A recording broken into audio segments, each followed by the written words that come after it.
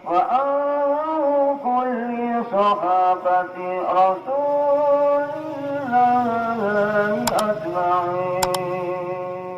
Mulane diarani ana bahsul masail. Masalah itu kalau dibahas tetep diarani intelek. Senajan itu ora tau ana solusine. Mulai dhisik muktamar NU Cek Muhammadiyah agar hukumnya bank gimana? Mesti kaule telu ya boleh dhisik. Sing sitoke bebo tekas haram. Sing loro awur-awuran halal. Sing telu bebo hati-hati jare subhat. Wis wong iki dhisik halal haram napa? Subhat.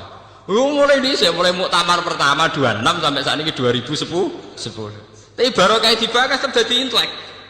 Mergo kiai sing lugu-lugu takok. Pase bank piye to? Akhirnya ana pakar bank kan nerangno.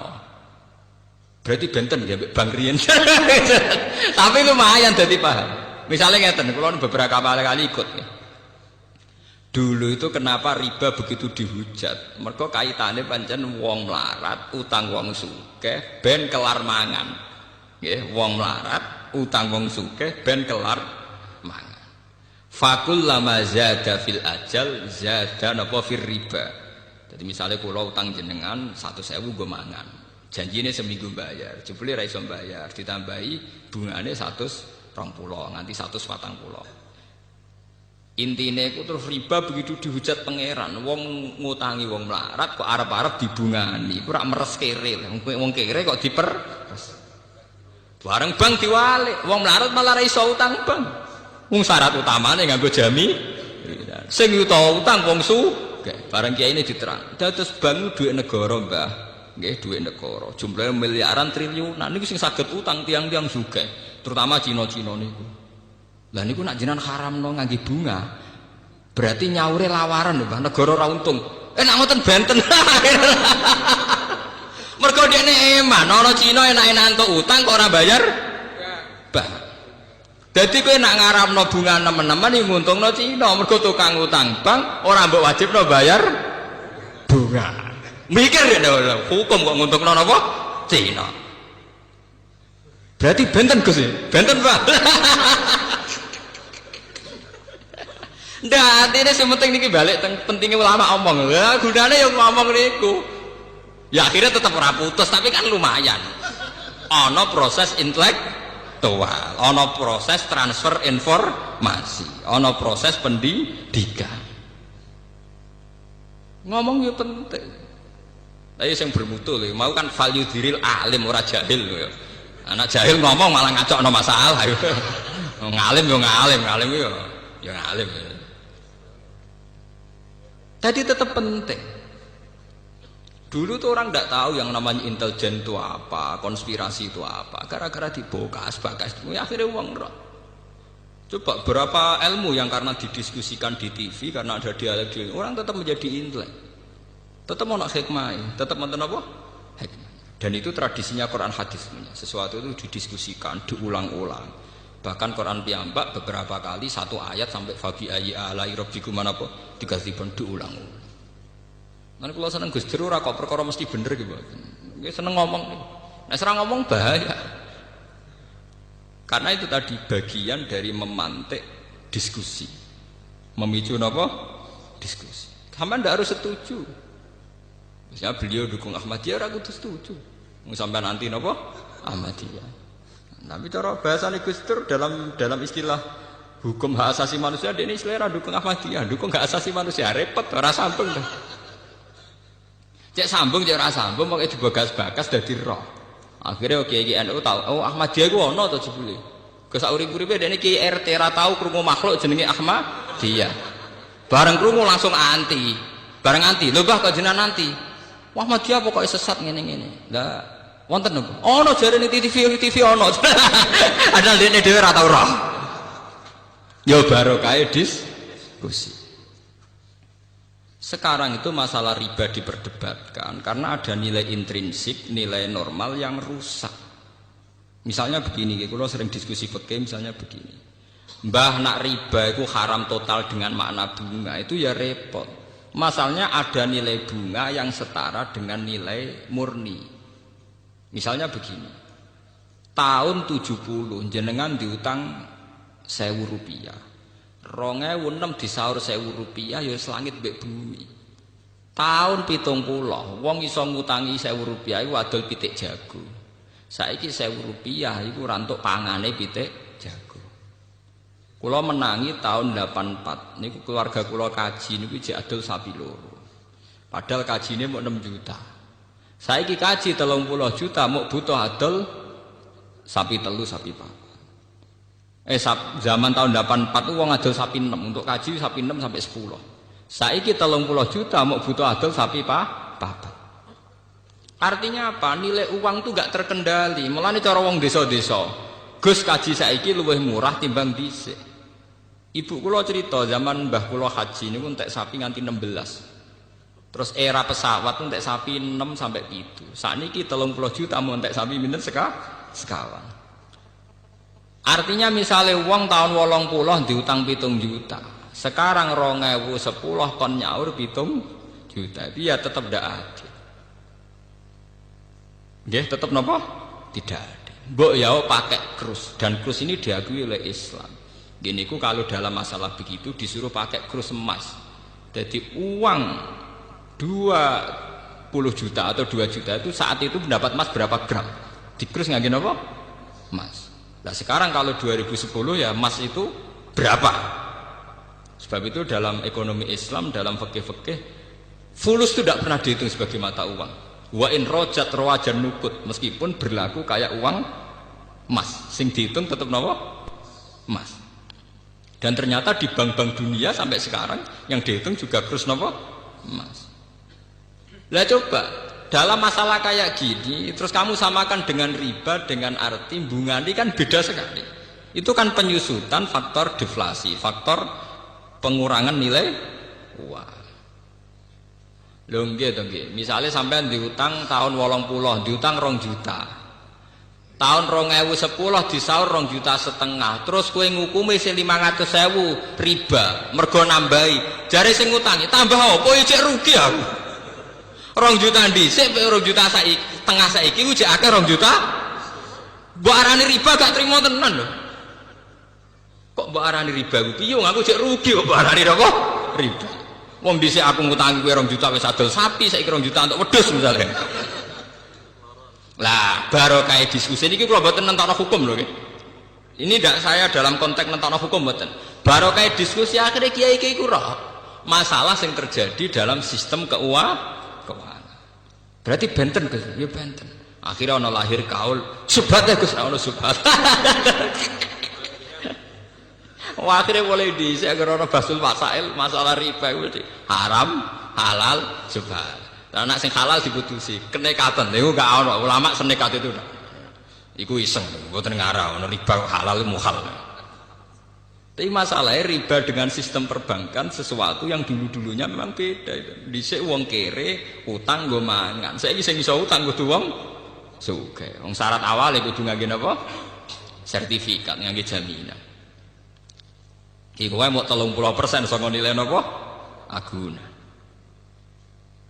Faham niku pentingnya napa? Idza dzaharatul fitan wal bid'ah falyuziril alim napa? Ilmu. Sudah gitu sebetulnya nih, dalam utang piutang wong kampung itu ada solusi yang tidak riba tapi baik. Kulon beberapa kali mutusno sengketa itu, tonggo-tonggo kulon itu kathah di masalah ngoten. Misale pamane ngutangi adike, dinggo kawine ponakane. Biasanya kan didolo pedet nggo sapi. Walhasil tahun 90 Gus kulon tahun 90 diutangi 600.000. Riyen niku tak dolo pedet. Lho saiki 2010 ape disaur 600.000. Niku hukume piye Gus? Aku dhisik ngutangi adol pedet ya kok nyaur pedet. Tenan disaur pedet tenan ya payu 1,5 juta tenan. Paham ya? Kita harus adil. Itu tidak riba. Nggih kula kandhani. Misale termasuk riba, gelem ra gelem kudu jenengan ikhlasno. Piye wae kakake sampean iso ngutangi sampean barokah adol pedet. Dhuwit 600.000 wujude adol pedet. Saiki saur pedet nek kowe ora kuwatir. Dene yang ngakoni adik nggih Gus Riyen didol pedet. Ternyata disaur pedet dadi 1,5 juta nganti 2 juta. Toh jelas-jelas Nabi dawuh khiyarukum ahsanukum qada'an. Sing apik sing utang ku tau di diri. Iku Nabi nate utang pedet disaur sapi. Nggih, Nabi nate utang pedet disaur napa sapi. Ketika sahabat tidak mau nerima, ya Rasulullah, yang saya pinjamkan ke jenengan itu pedet. Ora, aku wong apik. Nah apik nak nyaur diluwahi jare. Aku wong apik, wong pilihan. Wong pilihan ku ning dinggon ya ngluwahi. Terus ana dawuh khiyarukum ahsanukum qadha. Dadi kowe nak ngaramno riba nemen-nemen niku mendukung gerakan medhit. Nggih catet nggih. Kowe ngaramno riba gerakno pasukan medhit, nguntungno Cina sing nggawa dhuwit negara. Dadi cara bahasa kasare ngeten, umat Islam ngringano bebane Cina. Mergo nak utang bank ra usah bayar bunga. Gelem kowe nguntungno. Mikir ya bolak-balik barokah diskusi. Berarti kalau munamuni bank haram ya rada keliru Gus. Sebelum sing untung Cina. Lah masane jenengan sing untung sinten nanti. Ya barokah napa diskusi. Makanya kalau nyuwun jamaah teng mriki napa sinten mawon. Orang itu harus jangan merasa pinter sendiri, harus mau berwacana, berdiskusi. Ojo sinau dhewe ning kuwamar pepeh kitabe kuno baleni kuno terus rasa paling bener mergo sakral. Pemenen lampune ublik terus kok sakral-sakral dhewe. Kadang kita itu kultus itu karena fisik. Juga le dukun ning desa ngisor pring, rata wadus sawangane muandi. Tapi nek wis ning gone lobi hotel muacak nggawa HP, sawangane wis gak mandi. Lha iku jenenge wong ku kena justifikasi, kena napa? Nggih ngoten niku. Menusa pancen ngoten niku. Seakan-akan diskusi modern itu pasti sekuler, yang salah pasti benar, tidak bisa begitu. Bapak dukun ngisor kali, ngisor wit. Golekane wangel, mobil ra iso, sepeda motor gak iso. Wonge ra tau wadus, wa tak watu. Sanjen sawangane mandi tenan. Jajal kowe ning dukun, HP-ne wis 3G, omahe rumpesi, sawangane kan rapati napa? Mandi. Padahal iso wae kowe mandi timbang sing ning ngisor napa? Kali. Nah, tapi manusia itu mudah terjugas. Wong salaf sing pegawaiane ning omah balene kuno sinau kitab-kitab kuno sawangane mesti wong bener.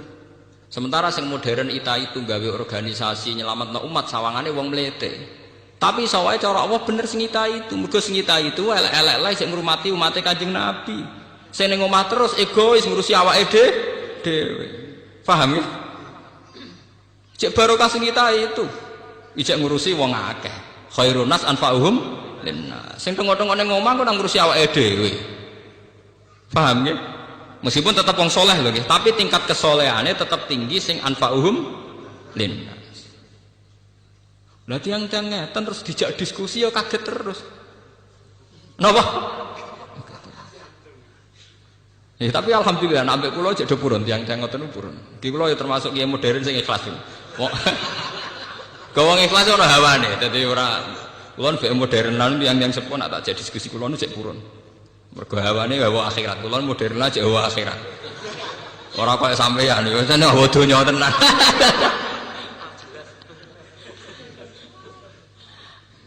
Paham ya? Jangan makanya nggih. Tenggene Quran istilah-istilah riba itu mesti ekstrim karena dulu konteksnya itu begitu.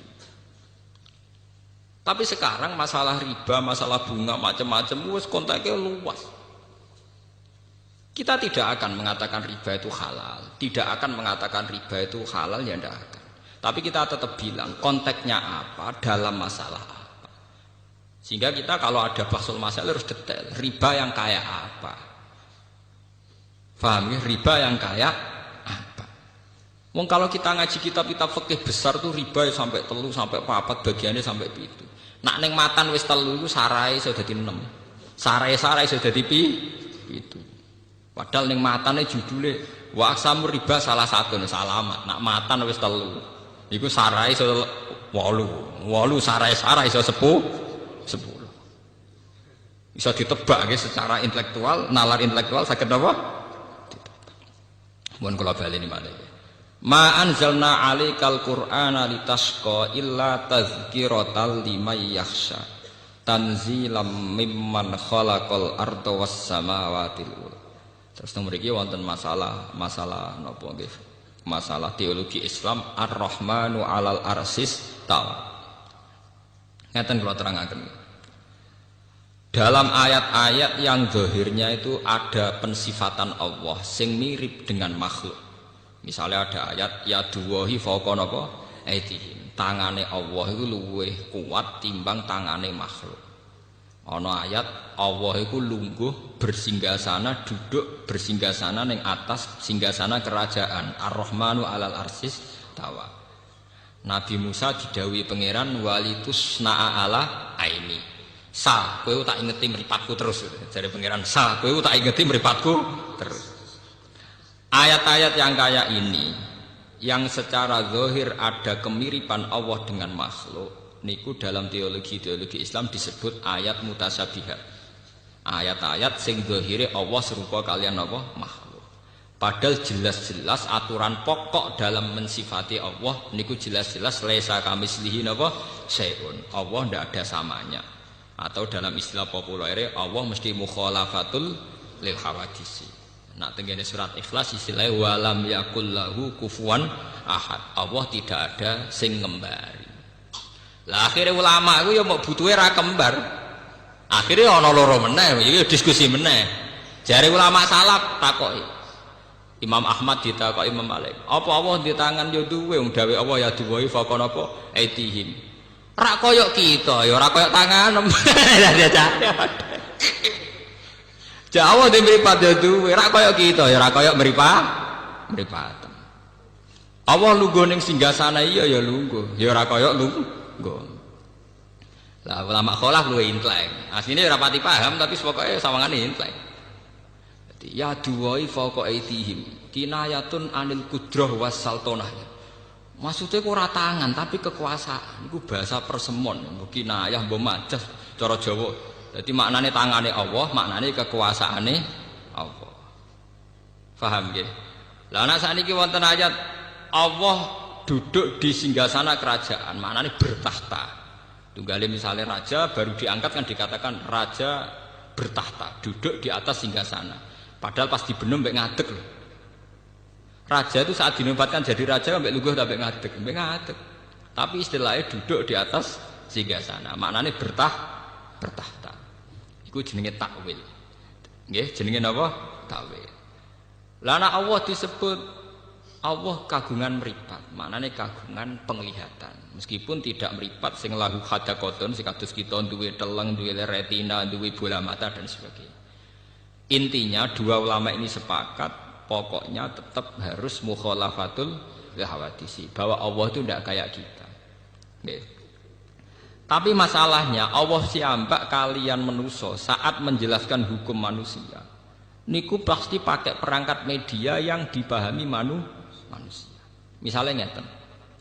Mata itu bisa melihat sesuatu kalau benda yang dilihat itu memancarkan sinar. Sama takokno pakar-pakar optik. Yang punya sinar itu bukan matanya, tapi benda yang dilihat. Gitu nggih pacar-pacar. Sebab itu gambarannya Nabi Musa roh pangeran itu muncul sebuah nur, cahaya. Kalau orang-orang optiker, orang-orang ahli pakar mata itu nggak janggal karena benda bisa dilihat itu kalau memunculkan apa? Sinar atau cahaya. Tapi malah santri-santri sing klunak-klunuk wong Islam sing ortodok malah bahaya. Berarti Allah rupa nur. Nur sinar padane kaya listrik kaya lampu. Malah keliru. Dalam teori-teori penglihatan nggih, wong-wong optik darani sesuatu yang dilihat bisa dilihat itu karena ada unsur apa? Cahaya. Makanya maknani cahaya jangan makna lugu kaya Allah merupakan kaya lampu kaya apa mboten. Tapi piye wae ceritane Nabi Musa sing ngeten iki dimanfaatno iblis. Iblis itu ngendikane Syekh Abdul Qadir niku nate ngaku teng ngarepe Syekh Abdul Qadir beberapa wali niku digagalkan kewaliannya oleh iblis mergo iblis mendo-mendo dadi nur kaya ning gambarane pertemuane mbek Nabi napa Musa. Nggih, kaya pertemuane kalian sinten? Nabi Musa. Akhire iblis sing ngaku pangeran itu dianggap pangeran tenan. Terus para wali-wali sing junior iki, wali latihan niku gagal dadi wali mergo saiki nyembah sinten iblis. Dan itu hanya bisa dibatalkan luwih fahamnya ulama. Mestinya saat melihat begitu kita harus yakin laisa kamislihi napa syai'un. Oh dasar iblis gak ngarah Allah raine kaya kowe, mestine kudu dibisoi. Wah, paham ya? Makanya banyak cerita-cerita di kitab-kitab itu, dan ini orisinal menurut saya cerita-cerita ini. Turune wong alim iku luweh ibadah timbang ibadah wong bodoh. Maksudnya bukan masalah turu be ibadah kok apik turu mboten. Ada pola ibadah yang salah, nggih. Ada pola ibadah yang salah. Misalnya begini ya, contoh yang paling nyata. Wong bodoh itu kadang ora roh dur, pepe seneng sholat, ngamen ning masjid sholat. Tapi sekali mlebu omah, "Dek, sarapanku wis mateng. Endi gedang gorengku, Mang?" Niku kula ngaji teng Yogya tak bolan baleni. Sehingga kenangannya anak istri itu bapak nak teko iku mangan. Cah cilik roe kenangane sampean, pokoke anggere bapak teko iku mangan, bariku glegeken, bariku rokok. Padahal wong soleh tenan, nek nang masjid ya qobliyah, ba'diyah apa ae dilakoni. Tapi ketika di rumah khas sebagai manusia sing koyok kewan golekane pakanan nah iku kental. Ngamuk perkara rokoke ilang, mbok ngamuk perkara rung disediani mangan, mbok ngamuk perkara gedang gorenge dikekno anake. Padahal jatahe dekne. Ini melahirkan memori yang buruk, memori yang napa? Buruk. Sehingga ibadah sing modelnya teniki, qobliyah ba'diyah ning masjid ora pati ditampa pangeran. Mergo ibadahe wong bodoh. Niku sampai Nabi nate duka. Ada seorang sahabat soleh meneng masjid sholat. Nabi cara mengingatkan sambil duka. La taj'alu buyutakum kuburan. Omahmu ku mbok dadekno kuburan. Coba kalau begini, makanya sholat yang sunat di masjid itu sebetulnya hanya tahiyat masjid dan fardu. Nggih, kabeh ulama ijma sholat yang sunat di masjid itu hanya tahiyat masjid dan apa? Fardu, ma'al jamaah. Kalau lainnya itu sebaiknya di rumah.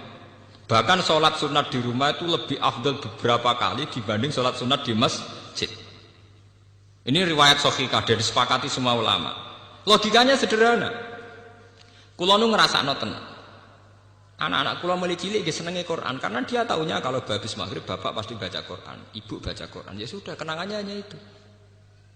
Kenangannya kalau saya habis pergi misalnya mesti wudu. Ya tidak tahu alasannya, pokoknya tahu itu. Saya itu belum pernah datang terus tanya makanan. Angger teko nggih wudu, terus santai. Bar 5 menit lagi takok nak lesu nggih golek mangan. Jangan sampai memori anak kita, istri kita nyambut kita pertama pikirannya napa? Pakan. Sehingga kadang anak wong saleh iku watake kepaduan. Mergo roh bapake angger teko ya pakanan. Engko ngamuk ya perkara pakanane ilang. Bagaimana Anda bisa mendidik anak dengan suasana pakanan? Cara Quran yakuluna kama takulul an'am. Itu tidak bisa begitu. Lah omah sing koyok ngono iku Nabi istilahno ekstrim, iku jenenge omah kuburan. Istilah Nabi la taj'alu buyutakum kuburan. Kowe padha karo dadekno kuburan ning omah. Lho Nabi niku kula niku nggih. Kula nu masih urip modern, artinya modern misalnya jagane sesuk kula nggih gadah sakniki, itu sudah modern. Tapi kula tetap tawakal, artinya ngeten. Kan beda nggih. Nggih niki rungokno tenan. Misalnya saya tanya istri saya, "Dek, sesuk masak apa?" Artinya memori makanan itu dimulai tanya jam 8 malam. "Dek, sesuk sarapan opo?" Malam itu sudah ada memori. Akhirnya bojoku mikir, "Sesuk masak opo ya? Sop apa pecel apa sambel?" Berarti bengi iku serapati eling pangeran. Mergo mikir nentokno senengane bojone. Wesuk tangi turu memulai piye carane gawe pecel. Itu kriminal. Nah, ulama ngoten niku napa? Kriminal. Coba bandingkan misalnya begini. Saya sebagai manusia kadang kepengin sesuk pengen mangan pecel, tapi tak empet. Wes pokoke bengi iku wiridan utawa sinau. Pas mulai jam belanja saya baru bilang, "Dek, apike masak pecel." Itu ada waktu 12 jam di mana saya punya ruang yang bebas mikir agama, mikir ilmu. Bojoku ya di ruang bebas tahajud, mikir ibadah. Karena nggak perlu dicekoki sesuk masak apa. Bedanya sangat beda. Paham ya? Karena salah memulai itu ya salah. Mulane ketika ada Nabi, fa innakum fi sholatin man tadzartumus sholat. Kowe iku ya wis salat nak ngenteni salat. Misalnya begini. Jam 11, kowe wis ketok adus. Anak mesti kenangane, bapak ngger jam 11 adus persiapan ning masjid. Berarti satu rumah iku wis sepakat. Ah bapak ora ngarah mangan, ngger adus mesti persiapan ning masjid, ora ngarah mangan. Bojo ora perlu nabrak goreng tempe, goreng gereh, wis kere ribet. Paham ya? Lho ini penting, kadang kita wis melarat ribet. Kowe wis melarat, wis terkenal nak teko-teko takok pakanan. Wong duwene gereh mbek lengkok kletik entek. Wah akhirnya bojom kan ribet. Lho wong melarat malah repot. Goreng tukul ngose. Engko bareng ape nyumet koreke rusak. Paham ya? Lho wis ngerti nak mangane ndek ning ribetno bojo kok teko-teko takok napa? Mangan iku ora memperkeruh masalah to. Coba kalau dari awal sampai tradisi Islami, karena Rasulullah idza qadima min safarin bada habis sholat. Bojomu kan tenang. Gerah ya rada entek, minyak goreng yang rada entek, tapi tenang ae. Bojoku teko mesti sholat sik. Engko ora ngamuk arung mangan, wong bar sholat itu setane ilang, rapati kereng. Setane rapati kereng. Artinya bener-bener ma anzalna alikal Qur'an apa litasqa. Sing mari kowe tasqa mergo ora tau konsep Qur'an. Kira men takok pakanan. Wah, akhire kayune entek, bojone nyebul kompor ra barbar. Tetep ra mateng-mateng omak. Bareng diamuk sesuk bojone nglawan. Kon masak ngono suwi, ora suwi piye Mas? Duwe ra duwe gara-gara kowe. Wah, akhirnya malah parah. Luwih parah meneh kan. Menggugat aslul mas Allah. Coba kalau sampai terkenal ning arepe bojo manamu. Itu harus dilatih. Saya sendiri juga hingga detik ini melatih. Bojo kula niku paling tenan, mboten. Jadi gamane nyedakno mangan kula kok keliru, wis yakin gak ngarah bojoku ngamuk urusan pakanan. Wis pede pol. Kula lah tak jaga betul. Mulane kula tapi kula wong modern dadi tak elmoni. Kecewa mangan ning omah ya marung.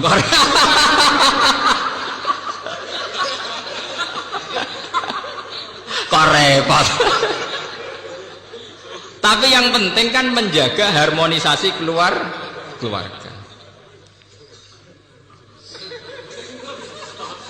Nggak, artinya nggak apa-apa loh. Ilmu modern dipakai sarana untuk kebaikan bersama. Daripada ke ngamuk bojo perkara tempe hilang, ya sudah. Kau sholat, mau ana sing kurang, ya tuku ber selesai. Toh kowe tuku ning warung iki bagian ibadah. Wong kuwi warung ya niate kerja. Kowe nyenengno wong kerja. Allah yang seneng. Mbah kula nu senengane marung, bapak kula senengane marung. Nate kula tangkleti. Cara ulama itu kan marung kadang pantangan. Tapi nak bapak kula, mbah kula termasuk guru kula ge seneng marung tak takoki.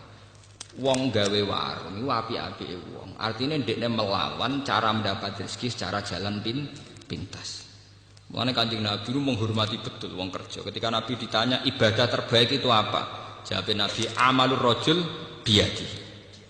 Orang bikin warung itu artinya melawan mencari rezeki lewat prostitusi. Orang bikin toko itu artinya melawan mencari rezeki lewat maling dan lewat jalan pintas. Maka proses-proses perdagangan ini menurut Islam semuanya dianggap ibadah. Karena sama saja melawan bentuk nyari rezeki lewat jalan pintas. Tapi kita kadang sebagai kiai ku bodoh, nganggep wong di warung kedunya. Wong di toko gede napa? Kedunya. Cek seneng ya monis wong liya ku. Membuat tenang, soal Nabi piyambak itu memberi apresiasi penghormatan yang tinggi. Nabi ketika ditanya ibadah terbaik itu apa? Amalur rajul biyadihi. Nabi pernah ditanya ayul kasbi atyab qol amalur rajul biyadihi wa kullu bai'in mabrur. Semua perdagangan itu ibadah. Kula nate teng pertemuan niki awal-awal cerita, kenapa semua perdagangan ibadah? Wong melarat dikei kadang isin, mergo merasa tidak memberi apa-apa. Tapi nak sampean duit 100 juta terus mergawe niku tetep barokah. Rezekine nyiprat ning supir ya barokah. Ning gone tengkulak nggih napa? Barokah. Ning karyawan nggih napa? Barokah. Engko nak kowe mblegedu duwe satpam ya barokah bagi keluarga napa? Satpam. Sehingga Nabi itu penghormatannya itu tinggi sampai dimasukkan yang terbaik dari kalian itu yang melakukan tijarah, perdagangan secara baik. Karena akan melahirkan sistem ekonomi, sistem ketahanan napa? Kehidupan. Jadi kadang-kadang kita jadi kiai ku latah, angger mergawe dianggap napa gedunya. Lantar kula nu anggere iso nganti sakniki teng pasar. Kula tunjukno bahwa ndak keliru orang menganggap kiai ning pasar ku elek. Kula anggere iso ning pasar jajan. Angger kepen apa ya tuku, seneng tuku mangrung, gampang. Bojo ora kangelan aku ya seneng selesai. Kadang didramatisir, wong wedok nak masak sing lanang ora mangan niku tersinggung ngene. Lah mari sing lanang ya tersinggung, sing wedok tersinggungan. Wong perkara mangane kok tersinggung. tersinggung krana pangeran ya kena to. Tersinggung ya perkara gedangku, gedang. Paham ya kula baleni malih iki. Kenapa ibadahnya orang bodoh itu kadang dianggap salah? Karena kadang begitu itu tadi kejadiannya. Orang menghabiskan suasana religius di masjid, di rumah sama sekali nggak kebagian. Sehingga teko masjid ijek nganggo serban, klambine cek takwa. Jangan lupa subscribe ya, karena itu gratis.